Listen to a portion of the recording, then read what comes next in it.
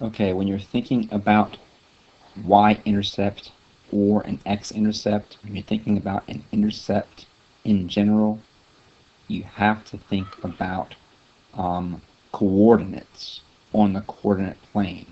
You have to be thinking about this picture right here. Boom. Coordinate plane. Okay, y-intercept. Okay, I'm going to draw a function here. Let's just say I have no idea what this function looks like. I don't really care, but let's just say that this function looks like this. I have no idea, and I don't really care. But the y-intercept of the function, the y-intercept is right here.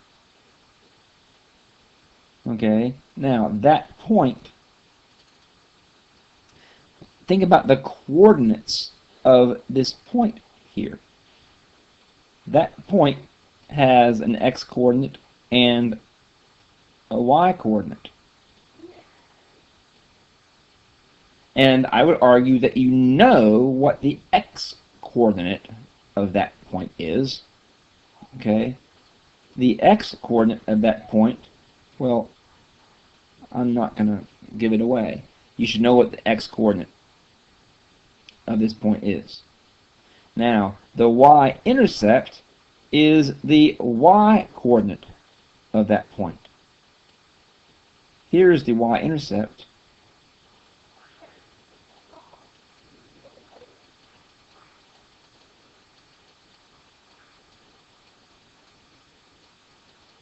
The y-intercept is going to be the y-coordinate of that point. The x-coordinate of that point, look at where the point is. The point is on the y-axis. That's why we call that spot the y-intercept, because it's where the graph hits the y-axis. The fact that the point is on the y-axis tells us what the x-coordinate is. And if we know what the x-coordinate is, we can take that and substitute it for x to find the y-coordinate. Okay, now, with regard to find the x-intercepts, well, this graph, I do kind of know what he looks like. He's an absolute value function that is, let's see, we'll just draw an absolute value function.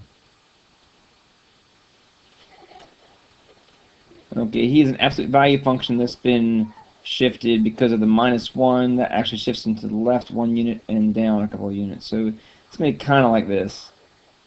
But the x-intercepts, okay, here, boom, and here, boom. Where does the graph hit the x-axis?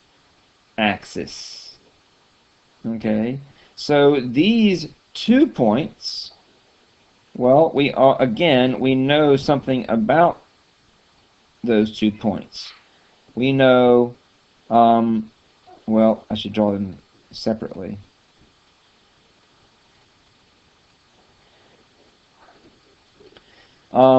We know something about those 2 points.